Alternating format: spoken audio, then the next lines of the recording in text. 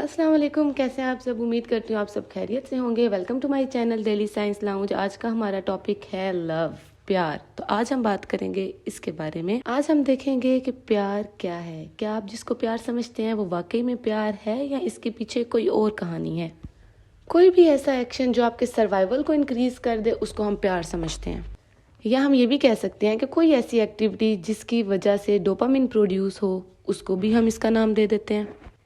जैसे कि आपको भूख लगी है, आपने खाना खा लिया है। जैसे ही आपने खाना खाया आपको अच्छी फीलिंग्स आने लगी हैं। वो अच्छी फीलिंग्स किस वजह से आई हैं? वो डोपामिन की वजह से आई हैं। हमारे ब्रेन में रिवार्ड सिस्टम है जिसके अंदर प्लेयर सेंटर प्रेजेंट होता है जो कि डोपामिन प्रोड्यूस करता है। और जब डोपामिन प्रोड्यूस होगा तो आपको अच्छी फीलिंग्स आएंगी। जैसे कि आपका कोई फ्रेंड है, उसने आपको मैसेज किया है। अब उसके मैसेज करने पर आप खुश हुए हैं। वो खुश क्यों हुए हैं आप? क्योंकि आपके अंदर डोपामिन प्रोड्यूस हुआ है और आपने खुशी महसूस की है।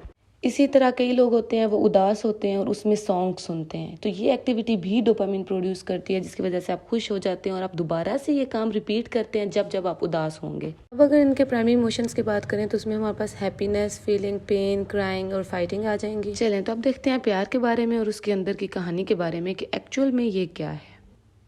जब आप किसी स्पेसिफिक पर्सन को लेके कुछ स्पेसिफिक रीजंस के बारे में सोचेंगे, उसको देखेंगे या उसके बारे में सोचेंगे तो आपके अंदर डोपामिन प्रोड्यूस होगा और फिर आपको लगेगा कि उस पर्सन की वजह से आपका सर्वाइवल रेट इंक्रीज हो रहा है। जैसे कि हम शादी करते हैं, उसके बाद रिप्रोड्यूस करना होता है तो आपका सर्वाइवल रेट इंक्रीज होता जाता है।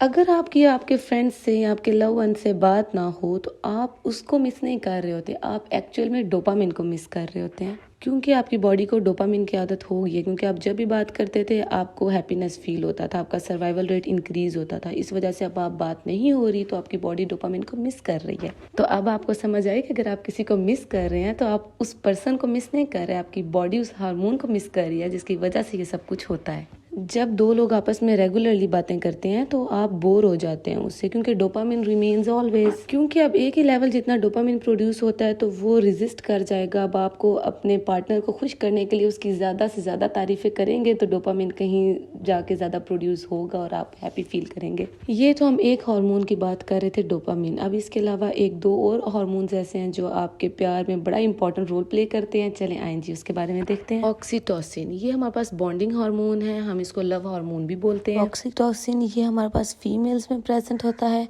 जबकि वेसोप्रेसिन मेल्स में प्रेजेंट होता है। ऑक्सीटोसिन ये मेल और फीमेल के इंटीमेट कांटेक्ट के बाद प्रोड्यूस होता है।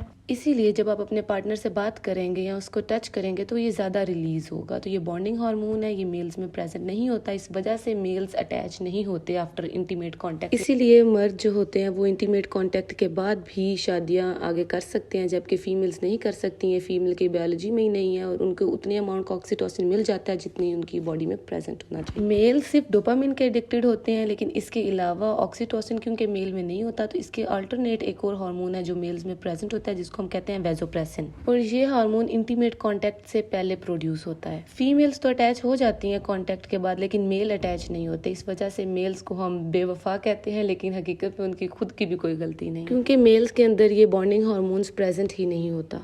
इसी तरह अगर फीमेल्स के रिलेशन में देखें तो उनमें अगर टेस्टोस्टेरोन लेवल ज़्यादा होगा तो एग्रेसिवनेस भी ज़्यादा हो जाएगी, जबकि मेल में अगर टेस्टोस्टेरोन कम होगा तो एग्रेसिवनेस कम हो जाएगी।